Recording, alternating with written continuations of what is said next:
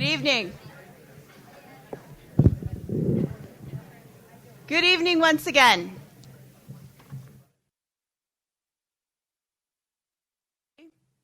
And I am the Director of Campus Ministry and Coordinator of Charity, Justice, and Peace. That's an everlastingly long title. But that's what I do at St. Thomas Aquinas here in Ames. It's a Catholic church across the street. And I just want to welcome you all tonight and thank you for coming. Thanks to all of the Ames High students and the ISU students and all of the community members who are here to greet our speaker and welcome him back to ISU. Tom Cordaro has been part of my history for a very long time without knowing it. I grew up in Kansas City, Missouri area, and I knew his brother Bill back in the 80s and 90s. And I was connected with the Catholic worker community there in Kansas City, Holy Family House. And so Bill and I used to cook together and pray together. And then I heard about this firebrand guy named Frank Cordaro. And I actually met Frank once. I don't think he remembers it. But he came down for Thursday night Mass at the Catholic Worker when I was living there. And so I thought, wow, these two brothers are just awesome and great inspiration for a lot of Catholics in the area of social justice. Well, then I was most fortunate to be offered the position here at St. Thomas almost 3 years ago, only to find out that the guy who established the position at St. Thomas was another Cordaro brother, Tom. And so I just felt like there were Cordaros coming out of my history everywhere. But I finally got to meet him today. So it's my great honor to introduce Tom. He was an Iowa State student back in the 70s when the political climate in the U.S. was very interesting and nuclear war was always in our attention. And Tom and Frank, boy, they sure had a lot to say about it and a lot to talk about in terms of Catholic social teaching and war resistance. And since then, since 1983 when Tom left Ames, he has been involved in Pax Christi, which is the Catholic National Peace Association. And then most recently, he is the Justice and Outreach Minister at St. Margaret Mary Church in Naperville, Illinois. And Tom is here with his wife, Bridget, tonight. And their daughter, Angela, is a college student, and so, like a lot of you, is probably dealing with all of these kinds of issues and wondering how they fit into her life as well. And so we welcome Tom tonight, and thank you for coming back to Iowa State to share with us your insights on the war on terror and thoughts about peace.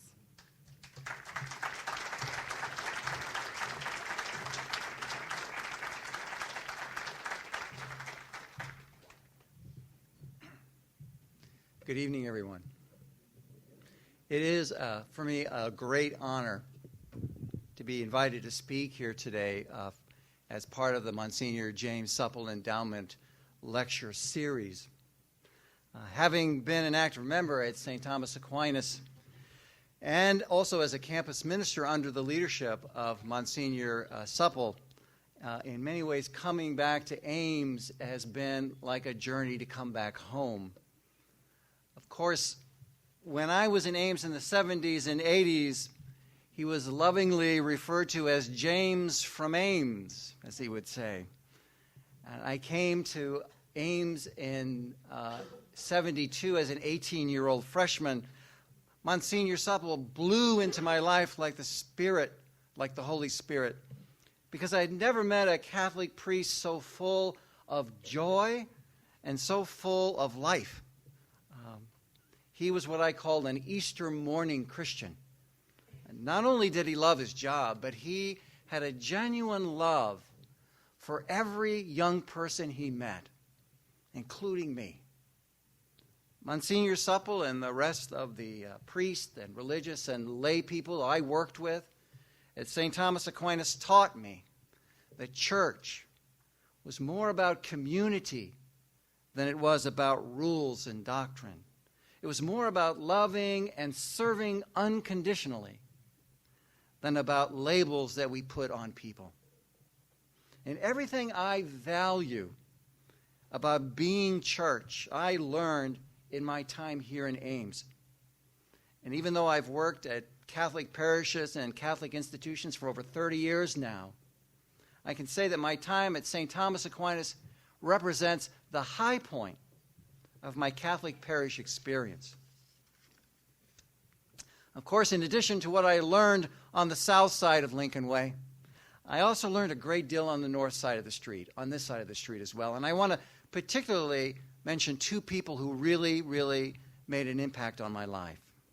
The first is someone who's in the crowd right now with us today, and that's Professor Ted Solomon, who taught the philosophy of religion here at Iowa State University. Professor Solomon taught me how to think and how to write clearly. He pushed me to connect the dots when I would make an argument and to do the work necessary to back up all the conclusions that I would make. And he never gave me an A on any of the papers I wrote, but he always gave me an A for the class. So I suspect I am not going to get an A tonight either, but hopefully I'll do okay.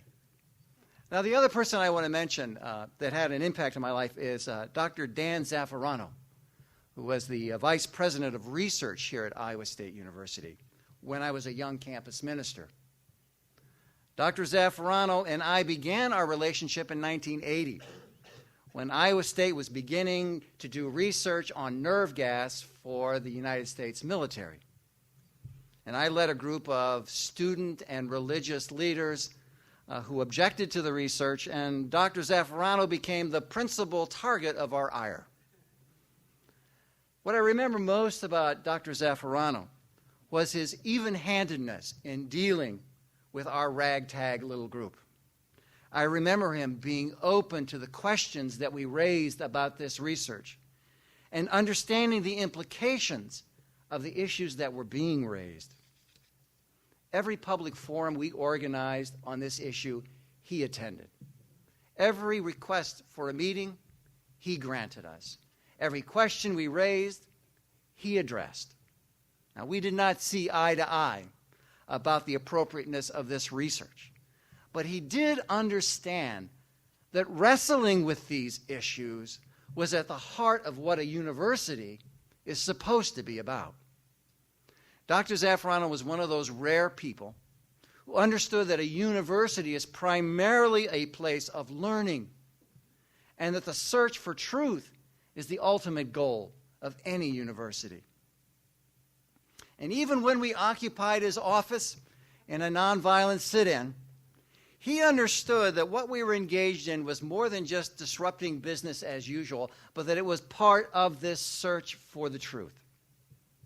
And he taught me that it was possible to disagree while still being agreeable. He exemplified for me that Chinese proverb about the three truths. There's my truth, there's your truth, and then there's the truth. And the universities are supposed to be places where competing understandings of the truth are tested in order to come to a clearer understanding of the truth.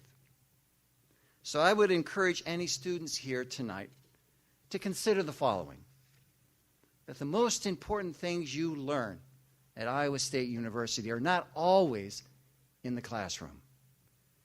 Take the opportunity to learn from both sides of Lincoln Way. Secondly, it's more important to learn how to think than what to think. The skills that will be most useful to you in the future are your analytical, writing, and speaking skills. Try to work on those. And third, never forget that as lifetime learners, our goal is the search for truth, and that the truth is best served when we are humble about our own understanding of the truth and open to the truths of others. With that in mind, let us begin our evening inquiry. Tonight, I'd like to share with you some of the major themes of my book, Be Not Afraid, An Alternative to the War on Terror, Of course, in this short kind of presentation that I'm giving, I can't do a full explanation. So I'm going to give you an outline of some of the major arguments, but not all of them, following hopefully with some questions and answers that we can use to clarify some of these things. It's not an overstatement, I think, to say that we live in a time of acute fear and anxiety in our country. We're currently facing a national and global economic crisis that has rocked us on our heels and made us second guess almost every financial transaction that we contemplate. And for the first time in many generations, we wonder aloud whether our children and grandchildren will experience the same level of economic security that many of us have taken for granted for most of our lives. And while economists tell us that the economy has turned the corner, we all know that the road to recovery will be slow and gradual at best.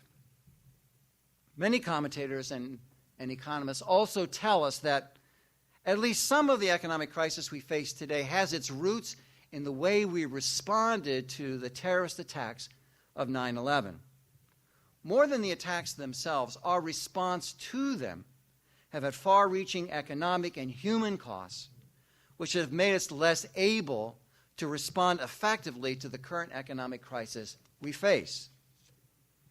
A Time magazine article a year or so ago stated that the war on terror has cost this country so far over $1 trillion. And while many Americans had hoped with the election of Barack Obama as president and his pledge to end the war in Iraq that we might begin to see some savings in defense spending and the wars, it's becoming clear now that whatever savings there might be will be very small because of his double down and increasing involvements in both Afghanistan and in Pakistan. Now, it was only natural that after we were attacked on September 11th that we would demand justice for these victims, that we'd want to do all that we could to prevent another attack like it in the future. So doing nothing was not an option. But deciding on what we should do was really in many ways short-circuited by a rush to war. What I want to talk about tonight in this presentation is, first, how our response to the 9/11 terrorist attacks was formed, how the shaping of our response drove us further into fear and into counterproductive actions, and how we might create an alternative to the war on terror that would be both more effective and more true to those values and principles which are at the heart of what it means to be an American. Finally, I want to explore two very different visions or understandings of peace that exist within our national story. And I want to make the case that unless we embrace one of these visions and move away from the other, we will really not be able to effectively deal with this threat. Unfortunately, in our country, when faced with a threat to our sense of security, we often embrace the metaphor of war as an organizing principle in order to deal with the threat. So we've embarked, for instance, on a war on poverty. Then we had the war on drugs, neither of which, as I recall, has been all that successful. But for political leaders, invoking the war metaphor can be very, very appealing because it's of its all-encompassing power and totality on a society. In his book, War, A Force That Gives Meaning, Chris Hedges talks about the power of mythic war. He writes, and I quote, "War makes the world understandable, a black and white tableau of them and us. It suspends thought, especially self-critical thought. All bow before the supreme effort. We are one. Most of us willingly accept war, as long as it can be folded into a belief system that paints the ensuing suffering as necessary for a higher good. For human beings seek not only happiness, but also meaning. In mythic war, we fight absolutes. We must vanquish the darkness. It's imperative and inevitable for civilization, for the free world, and for good to triumph." End quote. So war is more than just organized violence. It is a force with the ability to transform social norms, to suspend legal and moral restraints, and to galvanize a nation around a common purpose. When the Bush administration declared its war on terror, many of us became troubled by what was happening in our country, to our sense of civil liberties, to our sense of right and wrong, to our commitment to the rule of law. And we wondered aloud if we had not lost something essential to our national character. But it's important to realize that we did not just get to this point by accident or by some inevitable sequence of cause and effect. Hedges talks about the importance of mythic reality in creating the momentum to war. I prefer the term narrative. The Bush administration had succeeded in hijacking our national story of a commitment to civil rights and respect for the rule of law and replaced it with a new storyline, a new narrative that he called the War on Terror. It was a narrative born out of those traumatic experiences of attacks on September 11th, and it was carefully crafted with a specific purpose in mind, and that is to prepare our nation to engage in perpetual warfare. Even the choice of the phrase, war on terror, was done with purpose. As the slogan suggests, we're told that we were engaged in a war against an unnamed enemy in an unnamed place. Therefore, the threat could come from any place, at any time, and from anyone. And just how does one wage a war against an extreme form of fear? During the Bush administration, we were told that the enemy was not only al-Qaeda terrorists, but al-Qaeda supporters, al-Qaeda sympathizers, and anyone else who might share al-Qaeda's critique of U.S. foreign policy or its support of Israel. And the engine that drove this war on terror narrative during the Bush administration, it was fear. In order to get the American people to accept the suspension of civil liberties, the use of torture, the establishment of secret detention centers, and the sacrifice of its children and its treasure, it had to be regularly terrorized. And most of the effort to terrorize the American people did not come from Osama bin Laden, it came from the Bush White House. The Bush administration created a 9/11 narrative in service to this perpetual war on terror that depended on keeping the American people terrified about the possibility of another attack. And even though they are now out of power, some of the architects of this war on terror, like Dick Cheney and Karl Rove, are intent on continuing this strategy of terrorizing us by trying to convince us that unless we give up our values and principles, there's no way we can remain safe. And while the Obama administration has stopped using the slogan war on terror and has made verbal commitments to uphold these values and principles we hold dear in the struggle against terrorism, it's still unclear whether they will act to uphold the rule of law by holding the architects of this campaign of torture waged in our name accountable for their actions. Unless President Obama fulfills his oath of office to protect the Constitution and uphold the law, even if it leads to charging former government officials and legislators, both Democrat and Republican, he will make himself part of the conspiracy to violate the Constitution. Because, my friends, upholding the law and prosecuting lawbreakers is not an optional obligation that can be put aside in order to fulfill some legislative agenda. And unless there is a full accounting of this dark chapter in our history, unless those who gave the orders are held accountable, all of his flowery talk about the rule of law and upholding our national values and principles will be nothing but empty rhetoric. Now, in the past, during times of national crisis, our leaders worked hard to lead us away from fear. We all remember President Roosevelt's famous words, "The only thing we have to fear is fear itself." But during the Bush administration, there was a different agenda in mind.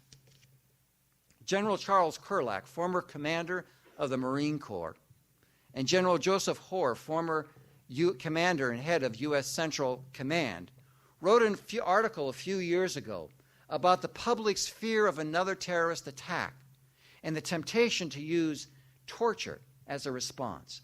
They wrote, and I quote, "Fear can be a strong motivator. We have served in combat. We understand the reality of fear and the havoc it can wreak if left unchecked or fostered.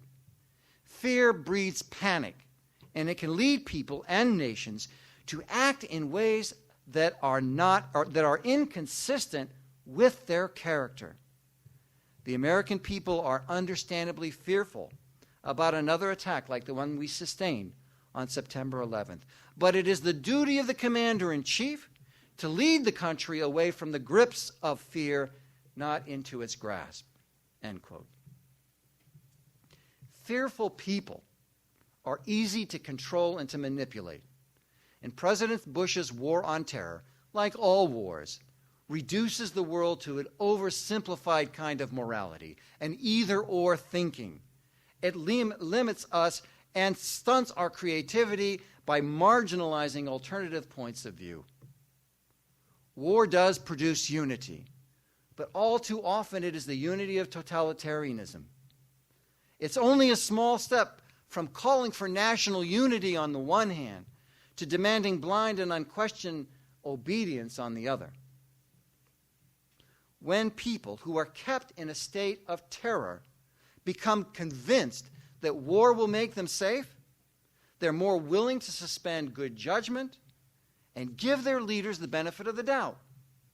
And when fear overrules good judgment, a nation can be easily trapped in a cycle of revenge and reprisal against an enemy that, over time, becomes less a reflection of reality and more a projection of its own phobias. And as we have learned recently from a book written by the former head of the Department of Homeland Security, Tom Ridge, the decision to keep the American people in a constant state of fear was not only pursued in order to keep the powers of the executive branch of government beyond the control of Congress and the courts. It may have also been employed as a political strategy to keep the Bush administration in power. Ridge wrote about the pressure he would get to raise the terrorist threat just prior to the elections. He wrote, and I quote, "Ashcroft strongly urged an increase in the threat level and was supported by Rumsfeld. There was absolutely no support for that position within our department. None. And I wondered, is this about security or about politics?" End quote. Now, in my book, I spend a good deal of time comparing and contrasting the 9/11 narrative created by the Bush administration with the 9/11 narrative created by Osama bin Laden and his terrorist network. And what becomes obvious is that both of these narratives are mutually sustaining. That is, they create a dynamic whereby the actions of one validates the story of the other. The results, of course, at best, is a draw. But when the most powerful nation on the planet is fighting a bunch of thugs living in caves in Afghanistan, a draw is actually a loss for the United States. Now, there are those who want to try to stop terrorism by waging war. But terrorists are not interested in conquering our military. They don't have armies that wear uniforms. They prefer to infiltrate countries, not take them over. And this is important. Terrorists measure success, not in terms of winning battles, but in terms of provoking their enemies into acting in ways that confirm their worldview and aid in the recruitment of more and more followers. That's the goal. And so what we need to ask ourselves is, what has this war on terror actually achieved? According to a survey by the British newspaper The Independent, in just the first 5 years, the war on terror resulted in a minimum of 62,000 people killed and over 4.5 million people left as refugees. As of September 2006, the wars in Iraq and in Afghanistan have cost the United States more than the grand sum total needed to pay off the debts of every poor third world country on this planet. And what is the net result of this frontline strategy? Every time the United States acts in ways that validates al-Qaeda's worldview, new recruits become available and more Muslim Arab communities become safe havens for them to take refuge. So it is time to ask ourselves what all of this death and destruction and expenditure of treasure has won for us. Are we any closer to ending this threat? Or can we shape an alternative to the war on terror that does not call us to abandon the very principles on which our government and this nation was founded?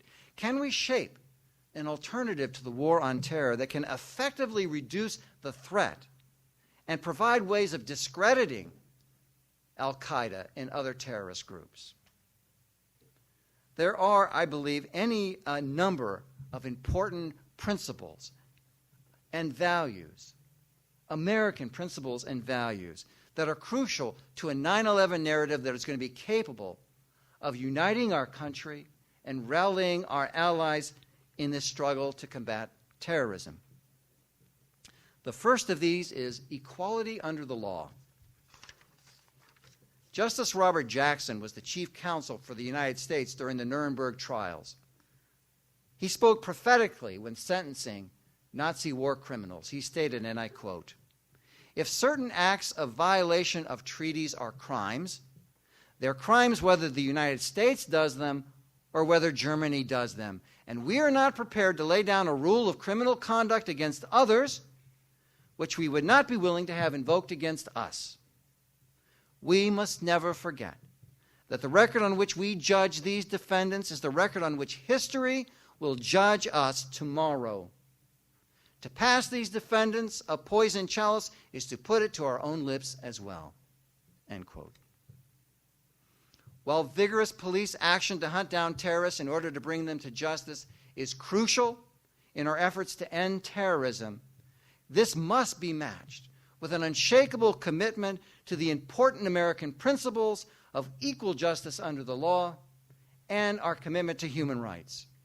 But when we abandon our own tradition of law, when we jettison international treaties and laws when they become inconvenient, then our fight against terrorism is undermined and the very legitimacy of our struggle comes under question.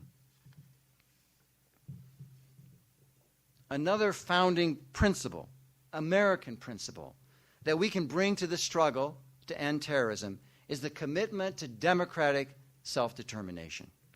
The cornerstone of our American story is this, that all people have a right to participate in the process of government and to select leaders that represent their views and their values. And even though past presidents have offered a great deal of lip service and political rhetoric about this principle of democratic self-determination, many of the world's poorest people see the United States acting in ways that support their own undemocratic governments. And this is no more true than any other place in the world like it is in the Arab world. Terrorism will end when we allow other people the right to self-determination, to create their own forms of democracy, and not have a particular form of government or economic model imposed upon them. Another important American principle that we can bring to this struggle to end terrorism is the principle that government should work for the common good, not just for the rich and the powerful. Our alternative 9/11 narrative should be based on the recognition that terrorism will end when we create the international economic mechanisms that will ensure that the wealth and resources of this world are distributed in a way in which every human being can live in dignity. As long as the wealthy elite in this country and around the world control most of the wealth and consume most of the resources at the expense of those who are destitute, there's always going to be terrorism.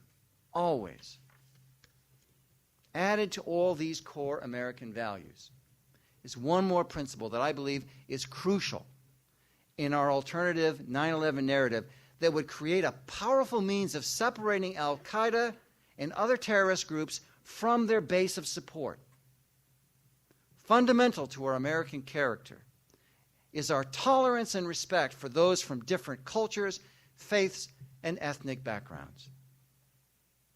Now, although our history is filled with many, many examples of how we have failed to live up to this ideal, at our best, we understand that in a nation as diverse as ours, tolerance and respect go hand in hand with peace and unity. Our efforts to combat terrorism will be more effective if we understand that terrorism will end when all cultures are respected and the dominant white Western culture is not imposed upon indigenous peoples around the world. As long as we continue to act in ways that disrespect and destroy other people's cultures and hence their identities, we can expect terrorist attacks to continue against us. Now, the stakes in this struggle are high, but the possibility for meaningful change is even higher. But any alternative to the war on terror cannot hope to succeed in gaining the support of our people in this country unless it is tied to an understanding of peace that is deeply grounded in our common American story. The problem is we often talk about peace in this country without being clear about what we mean by peace. Now, the dominant understanding for what makes for peace is what I call peace as enforced order. But there also exists within our national story an alternative understanding of peace, one that is every bit as American as this understanding of peace as enforced order, but one that is more in harmony with our religious values.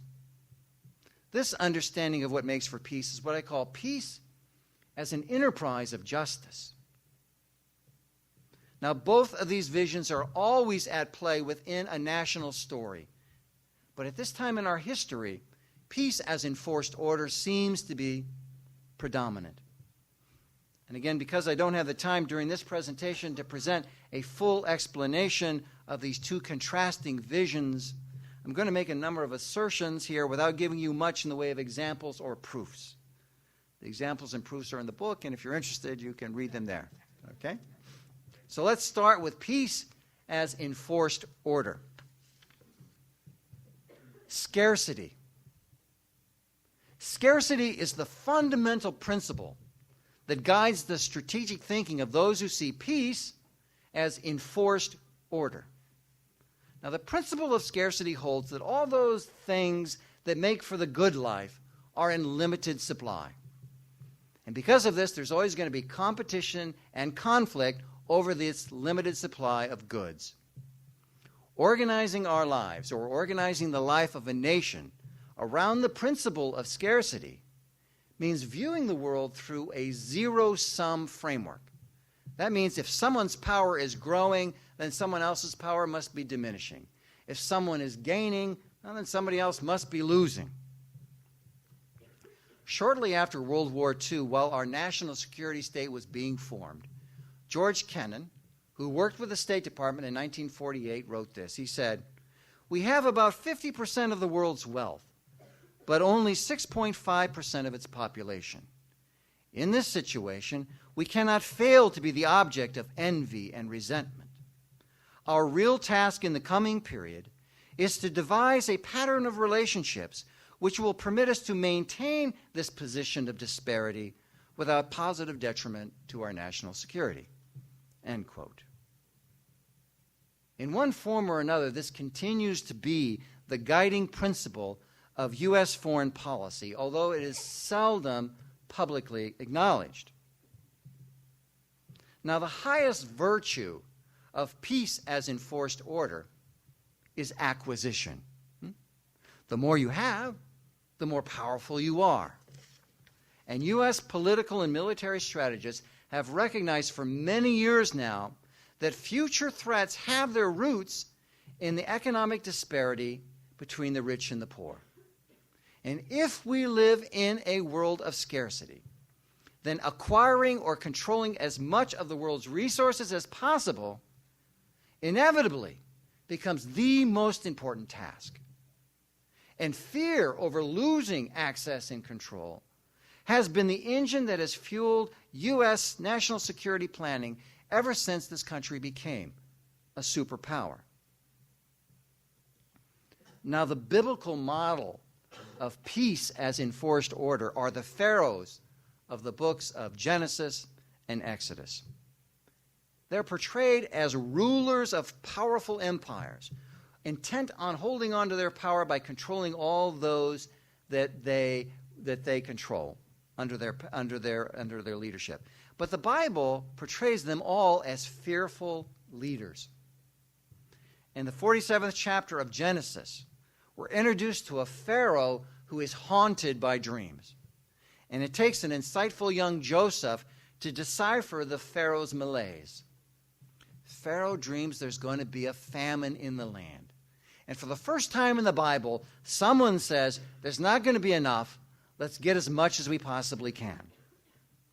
The fearful Pharaoh, haunted by dreams of scarcity in the book of Genesis, is followed by a Pharaoh in Exodus whose fear of scarcity drives him to enslave the Hebrews. Why? Because they were growing more numerous than the Egyptians. And in order to ensure that the Egyptians had all that they needed, these Hebrew slaves were given the task of building pit-moths and Ramses to store the surplus wealth of Egypt. While acquiring as much as possible, those who embrace peace as enforced order understand peace primarily as the absence of conflict, a maintenance of order which of course favors the status quo. Peace as enforced order is a peace that insists that any change be managed in such a way as to avoid disturbing the fundamental arrangements of power and privilege. Peace as enforced order can provide stability, but it can also mask deep divisions and crushing injustices. Peace as enforced order can, to some degree, provide predictability in social, economic, and political relationships, but it can also make it harder to understand and adapt for pressure for change from below. Peace as enforced order can reduce open conflict, but it can also create conflicts that are harder to identify and even harder to resolve.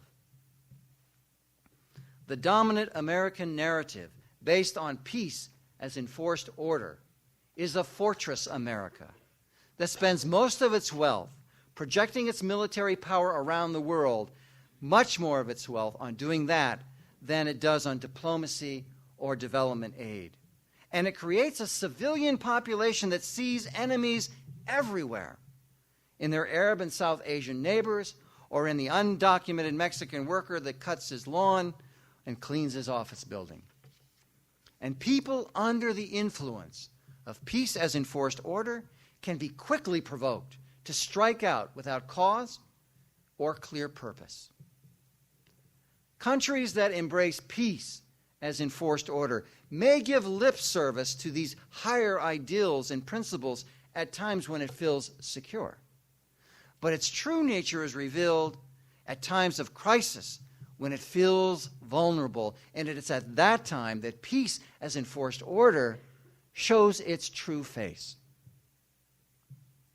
Of course, this is not totally true for the United States, because we are not totally given over to this understanding of peace as enforced order. There is another force at work, another understanding of peace that is quite different, but is every bit a part of our American story. In the Judeo-Christian tradition, peace is more often understood in positive terms. Peace is both a gift from God and the work of humans. It must be constructed on the basis of central human values like truth and justice, freedom and love. And although in U.S. popular culture and in politics, this understanding is often ignored or trivialized or co-opted, the vision of peace as an enterprise of justice has a long tradition in our nation. President Kennedy, in his famous 1963 commencement speech at American University, spoke eloquently about this particular vision of peace. He said, "What kind of peace do I mean, and what kind of peace do we seek? Not a Pax Americana enforced on the world by American weapons of war. I'm talking about genuine peace, the kind of peace that makes life on earth worth living, and the kind that enables men and nations to grow and to hope and build a better life for their children. Not merely a peace for Americans, but a peace for all men and women. Not merely a peace for our time, but a peace for all times." End quote. Abundance. Abundance is the fundamental principle that guides the strategic thinking of those who see peace as an enterprise of justice. And the principle of abundance holds that the goods of this earth necessary to support lives that are fully human and fully alive are bountiful, that God created the world exceedingly fruitful. As a strategic guide, making sure that the goods of this earth are distributed in a way that allows for every human person to develop to their fullest human potential becomes the highest priority. Those who embrace peace as an enterprise of justice hold that the individual good is realized in the context of community. Humans are social beings whose welfare and development are realized through relationships with one another. So peace as an enterprise of justice is founded on the concept of the common good, whereby the good of each is the good of all. The highest virtue of peace as an enterprise of justice is enough. Enough. Only by recognizing the difference between what is needed and what is merely desired can a person or a nation come to understand the virtue of enough. And implied in the virtue of enough is a constant dialogue between the individual and the community about rights and responsibilities. What rights and responsibilities do individuals have in relationship to the community? And what rights and responsibilities does the community have in relationship to its individual members? Or as Paul put it in his letter to the Corinthians, the eye cannot say to the hand, "I do not need you," any more than the head can say to the feet, "I do not need you." If one member suffers, all the members suffer with it. And if one member is honored, all the members share in its joy. Now, the virtue of enough has really, all the way up until the age of mass production, always been part of our American culture, always been part of our American character. From the folk wisdom of Benjamin Franklin to the simple living movements of today, Americans have always been suspicious of addictive consumerism. Americans like Henry David Thoreau helped to set the moral tone when he wrote, "A man is rich in proportion to the number of things which he can afford to let alone." And the firstborn American saint, Mother Elizabeth Seton, set forth the ethical principle when she said, "Live simply, so that others might simply live."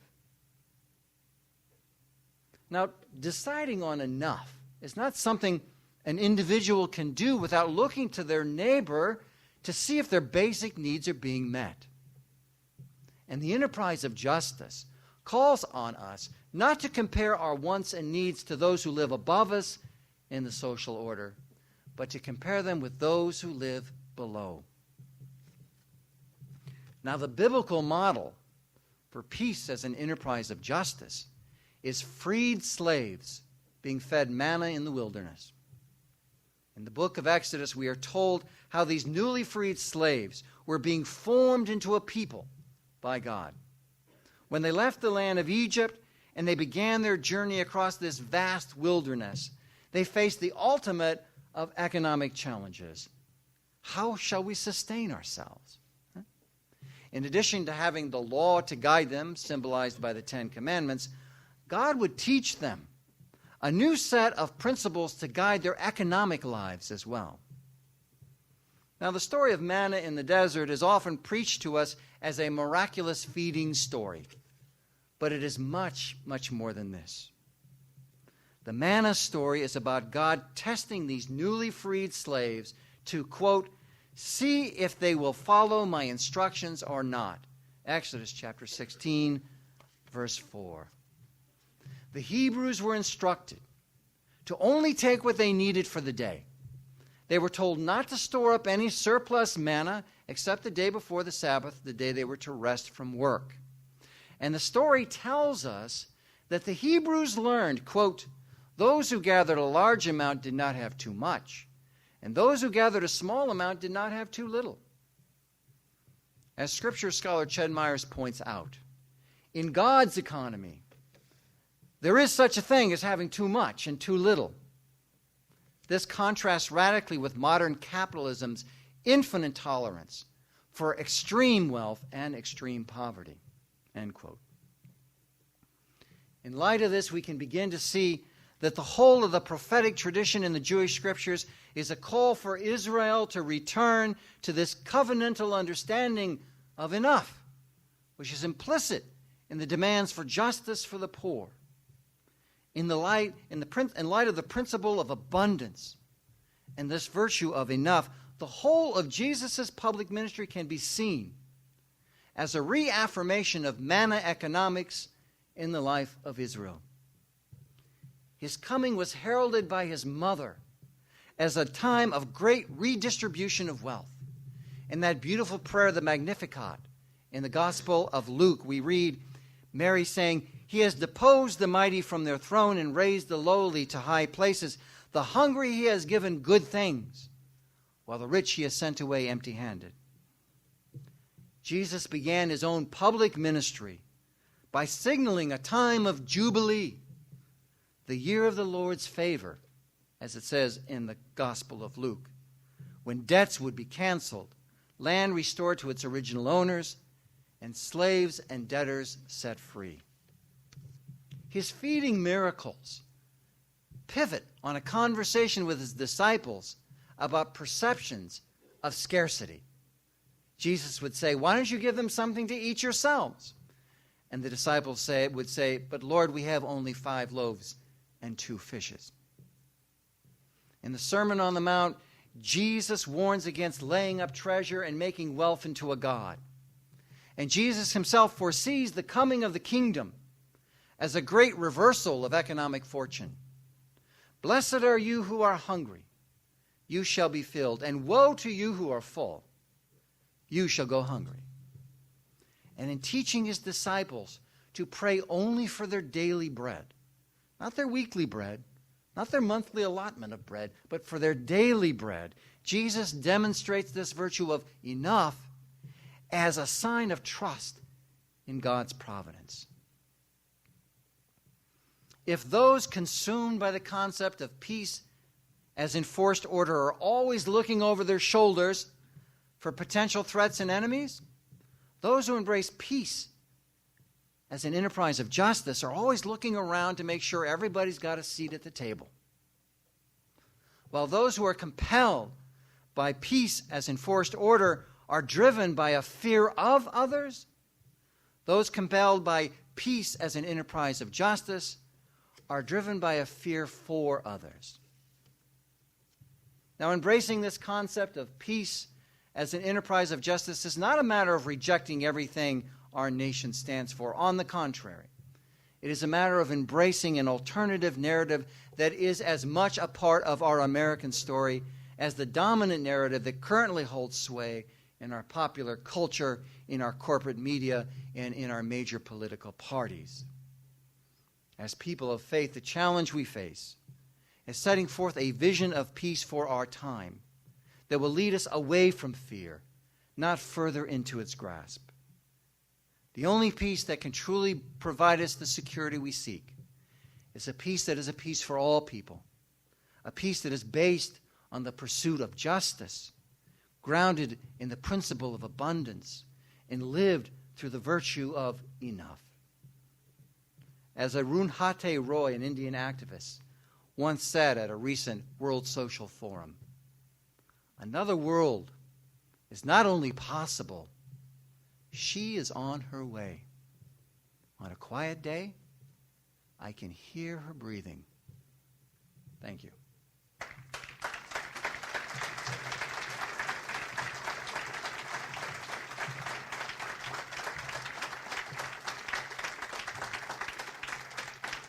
Okay.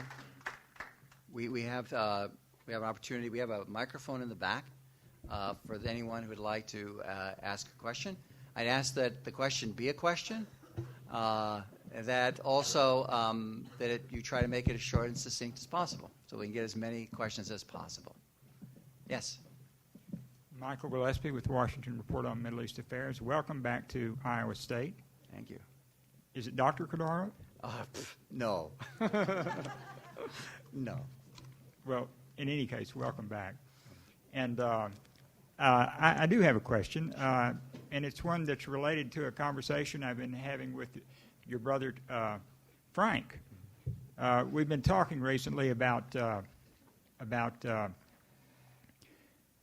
Zionism. You mentioned the Judeo-Christian tradition, right. And I'm wondering, I guess, there's been a lot in the news just recently about relations between the United States and Israel. And I'm wondering, can you talk a little bit about how you perceive the, perhaps we could call it modern political Zionism, in relationship to the Judeo-Christian tradition? And if I can complicate that question just a little bit, is the Judeo-Christian tradition not itself a sort of an exclusivist concept in that it excludes a lot of other religious traditions? So I guess I'll just leave it at that. I don't want to get any more complicated than that. Thank you. First, let's make it clear again, because I don't know how much the crowd here is familiar. Zionism is a political ideology, and it should not be confused with Judaism, which is a religious belief. Not all Jewish folks are Zionist. In fact, there are Christian Zionists as well as Jewish Zionists and secular Zionists as well. So let's just get that on the table. So when we're talking about Zionism, we're not talking about the Jewish religion per se. I think that in terms of addressing peace in the Middle East, in particular the Israeli-Palestinian conflict, this is probably the most crucial issue in relation to what I've been talking about in terms of discrediting the Al-Qaeda, Osama bin Laden narrative. Key to their narrative, the story that they tell about us to the world, is fundamentally rooted in this conflict, insofar as is that we are portrayed, and I think for anyone looking at it, it's obvious, that we side mostly with Israel on this and against the Palestinian people. That we don't have the courage or the political will in this country to stand up to our friends, the Israelis, when they are wrong and tell them they are wrong and they need to change their way. And that means that everything that Obama tries to do in the Middle East to try to better relationships, better our standing in the Muslim world, and especially in the Arab world, will fail unless he has the courage to stand up to, and I compare the Israelis here and the government in particular to sort of like a friend who's driving drunk. We need to take the keys away, not because we're anti-Israeli, but because we realize that they're on a destructive path, and the problem is they're going to take us down with them. There's just no way we can really begin to separate al-Qaeda radicals from their base of support unless we become honest brokers in that particular conflict and really begin to call on Israel to obey and this national security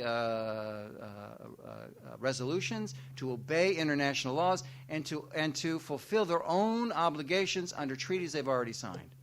And unfortunately, at this point, it's just not happening. And we can talk about that, but I think it is absolutely crucial. If we can't do that, then nothing else we do is going to help in terms of changing the tide. Okay, next. Yeah. First, I want to just give you credit for showing some of those pictures, those disparities between like where we live and where a lot of people live. It's really, like I saw the kid there, he's skin and bones. Mm-hmm. And, we'd like to tell ourselves that we think everybody deserves an equal chance at life, but we kind of go in a different direction sometimes. But my question, when you were talking about peace as enforced order, it really reminded me of a lot of establishment politicians and a lot from the ideology that is neoconservatism. Does your book describe at all like their role they played in like starting up the ideology that brought us into Iraq? Right. Yeah, I spend a lot of time talking about the neocons and about the Project for a New American Century, which is really foundational. And I think for folks who may not know much about it, I'll just say a few things, and that is that key members of the Bush administration, like Rumsfeld, like Cheney, and others, Wolfowitz, before coming to power, were part of a movement called the neoconservative movement. They were calling for the invasion of Iraq, the reinvasion of Iraq, back in the mid-'90s, all along. And they saw it as crucial in order to maintain U.S. hegemony in that area in order to secure access to oil. I mean, that was very, very key. That was always an understanding. What the attacks on 9/11 did was it gave them a pretext for doing something that they'd always had planned, but they knew they couldn't pull off unless something like this were happening. Now, I do not agree with a lot of these conspiracy theories that say that the Bush administration created the 9/11 attacks or that they even allowed them. I don't think that happened at all. But I do think they did take advantage of a situation that occurred in order to achieve some goals that they had all along, and these attacks made it very, very possible to do that. I picked up your book before the lecture started, and I opened it up to page 254. Democracy requires a lot more of us than being intelligent voters. It requires that we learn to solve problems with others, that we learn to listen, to negotiate, and to evaluate, to think and speak effectively. To go beyond simple protests in order to wield power is becoming partners in problem solving. This isn't about so-called good works. It's about our vital interests. And it is about simply running our government. It's about running our lives. And when I read that, I couldn't help about the big vote that just took place in our Congress about health care. And after that vote came in, then we started having people starting violence and making threats against the people who voted for that health care bill. And that just blew me away. Mm-hmm. And if our government and our people in power are going to be threatened, I mean... Yeah. Well, yeah. I think that it's, and again, what's becoming clear is that we're losing the ability to talk to one another. And this is not just a problem of the far right. This is a problem that crosses the boundaries all along. On the one hand, I can say that universities should be the places where conservatives and liberals and everyone in between can come and converse in a civil manner to try to solve problems, not to try to score points. And I think that that's crucial. Unfortunately, one of the things that makes that difficult is because of the internet and because of cable TV. Each of us now can live within our own media bubbles, If you live on the right, you listen to Fox News and Glenn Beck and you listen to Rush Limbaugh on the radio, right? But if you live on the left, you watch MSNBC and you listen to Keith Olbermann and Rachel Maddow and Air America, and neither the twine can meet. And that's the problem. We're not exposed to one another anymore. The commons, the public commons where ideas are shared, is shrinking. So one of the things that I think is crucial to save our own democracy is to rebuild the commons, the political commons in this country. Because democracy, again, is not just voting. Democracy is people working together to solve problems.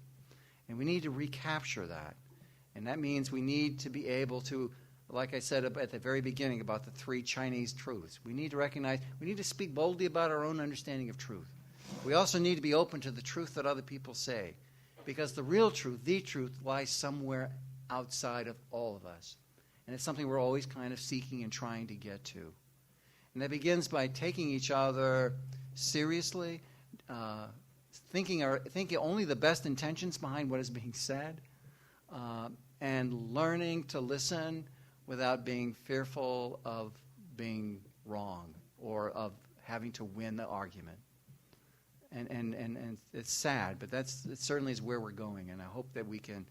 And universities should be the place where it should be happening. Yeah.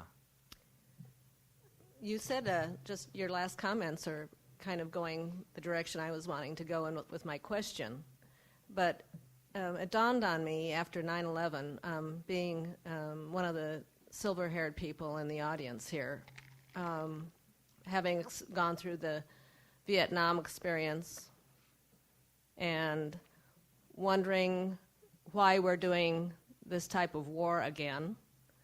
The parallels between Vietnam and Iraq, I don't think, have been lost on anyone who's 55 years or older.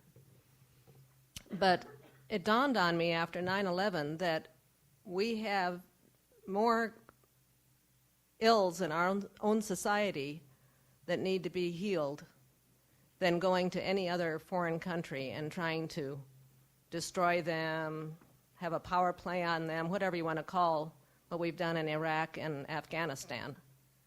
I mean, our own ills are huge.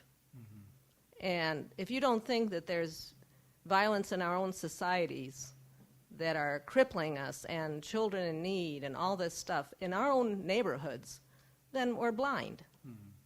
So what kind of thing do we need to do in our own country to heal our own society? Mm-hmm. Well, again, I think part of it is dialogue with people and getting out of our own comfort zones. It is easy to stay in your own comfort zone with people who think like you, who act like you, who talk like you.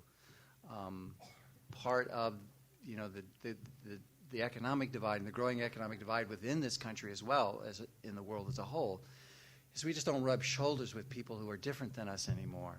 And that needs to change. That means we have to almost force ourselves to get into and to go into places with people we don't normally go with. And that means beginning to get to know people from different faiths, from different walks of life, and beginning again to try to find common ground. Because unfortunately, in very many places, even the attempt to find common ground is dying. So that's I think a good first step. Yeah. So many times in past centuries, it has been religion that has been kind of the society or social shaper for a basic moral code. And in our war on terrorism, religion has been hijacked, more or less, to push various agendas to the point where people have just become turned off to the idea of religion being used in any way to address challenges at all, that it's seen as being more divisive than something that could unify. Do you see in a post-terrorism or where we at currently, what do you see as a role for religion in the future from this point going forward? Well, religion as opposed to institutional religion. Religion can play a powerful force both for good and evil, like you were mentioning. I think that the most important thing that we can do in terms of religious leaders is begin working together across the boundaries of faiths. One of the things we do in Naperville every year that's kind of grown exponentially is we do a World Peace Day service, and last year we had Buddhist, we had Hindu, we had Muslim, Jewish, Christian, we had Baha'i, we had Zoroaster. We had everyone together, praying together and talking about peace together. Now, it may seem like a small thing, but what it shows is that all of these religions can coexist, and that if you look at the fundamental level, especially when you look at the moral teachings, that they're very, very similar. I do peace and justice work, so for me, it's easy to work across boundaries of faith. I have friends who are Muslim that work with me on issues of worker justice. I have Jewish friends who work with me on immigration issues. And these great social welfare and social betterment kinds of crusades, and not crusades, God help me, I just said crusades, of struggles and campaigns are, I think the way of the future. That's the way we need to go. And I think we need, again, to get out of our comfort zones and begin to create these relationships with other people who come from different faith traditions.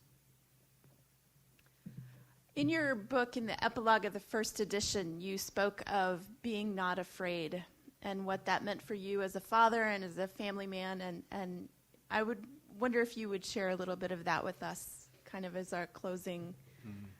Okay. Ooh, okay. I do think that probably the greatest issue that we have to deal with that's underneath all the other issues is the issue of fear in this country. I think a lot of the anger that we see out there today, below that anger is fear. People are afraid of so many different things. And it's not just terrorism. It's all kinds of things. I think that for me, what life has taught me is that that fear kills any possibility of life. I mean, there's a level of fear that's normal for everyone, and one that everyone should have. If you don't have some kind of fear or you're in a dangerous situation, you're in trouble. Some level of fear is important. I'll tell a story about when I was a campus minister here that I think exemplifies for me the movement from what I call from fear to freedom. As most of the churches around here, and when I lived here and I worked here, every now and then we'd get a poor person, a street person coming off the street into the church asking for help, and usually at night. And I lived in back of the St. Thomas Aquinas Church there, and whenever the evening receptionist got somebody come in, of course I was the only one available. I don't know where the priests were, but I happened to be the only one available, it seemed like. So it was like, Tom, we got somebody who needs some help. What do you want to do?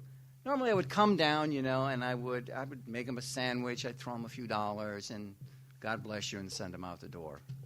Well, at the same time I was doing that, I was also getting involved with my brother Frank over here, who runs the Catholic Worker House in Des Moines, Iowa. You're right.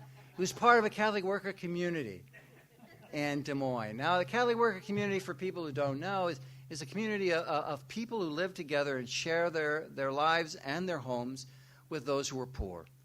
And Frank had been doing this for a while, and I had been bringing students down to his Catholic worker house to experience that whole level of living.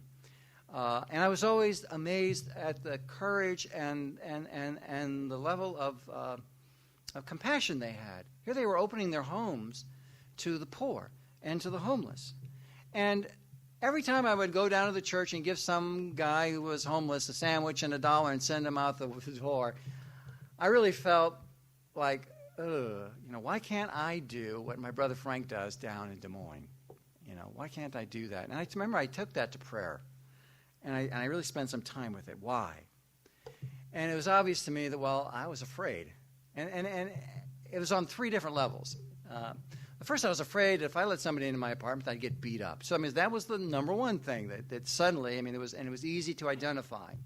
I was afraid of that. And that was a real true thing. When, Jesus said, if you want to be my follower, pick up your cross and follow me. He didn't offer us the longest of life. He didn't say, I'll promise you longevity. He did promise us the fullness of life. And it seems clear to me that if we're serious about following Jesus, that ultimately down the road there's a cross.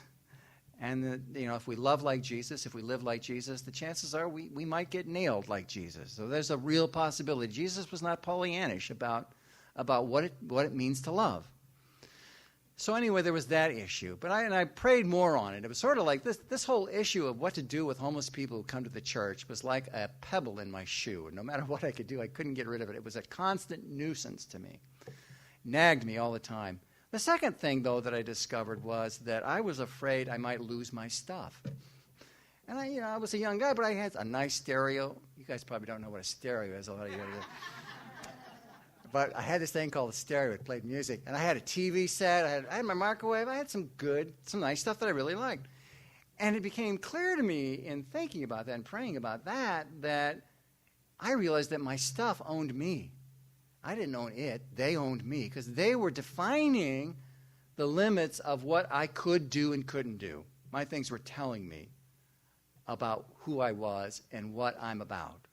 That was a bit of a surprise. The third thing, though, that really struck me as I prayed about this and began and agonized for months about this was I was afraid of being taken advantage of.